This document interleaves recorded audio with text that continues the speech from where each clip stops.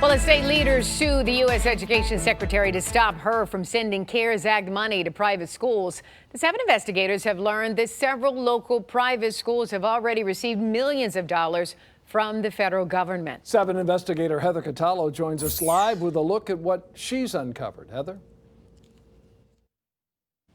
Well, Dave and Carolyn, like millions of businesses across the country, private schools have taken advantage of the payroll protection program in order to keep their employees on staff. And while you may question why some schools with very high tuition rates would do that, other schools tell us this money was absolutely crucial to their survival. When the coronavirus shut down the economy, private and independent schools across the country saw the writing on the chalkboard. Parents who lose jobs won't be able to afford tuition, which means private school funding could plummet. We've had a lot of parents that have been hurting financially. A lot of parents have been unable to make their full tuition payments. Got a lot of requests for refunds and discounts. Andrew Guest is head of school for Notre Dame Preparatory School and Marist Academy in Pontiac.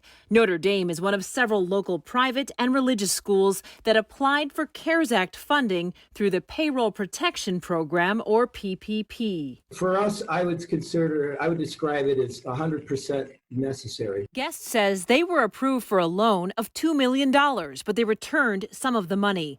Ultimately, Notre Dame received $1.7 million that the school used to pay all of their teachers and coaches. If we had to even do a small reduction in staff, it would have been devastating for those families.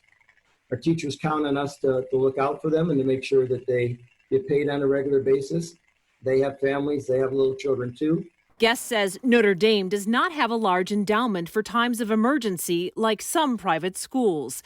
It's less clear why schools that do have those endowments still needed federal funding. The Detroit Country Day School charges between $24,000 and $33,000 for tuition, yet the school was approved for PPP loans totaling between $2 and $5 million. The school sent us a statement that says in part, quote, "The PPP funds we received ensured our full faculty and staff's retention, including hourly employees, during this very challenging and uncertain time. We feel fortunate to have received the funds to continue to support the DCDS employees." Here are some other local private schools that were approved for PPP loans. University Liggett School was approved for at least $2 million. The Roper School, at least $1 million. Academy of the Sacred Heart, at least $1 million. And FARBER Hebrew Day School was approved for loans between $350,000 and $1 million.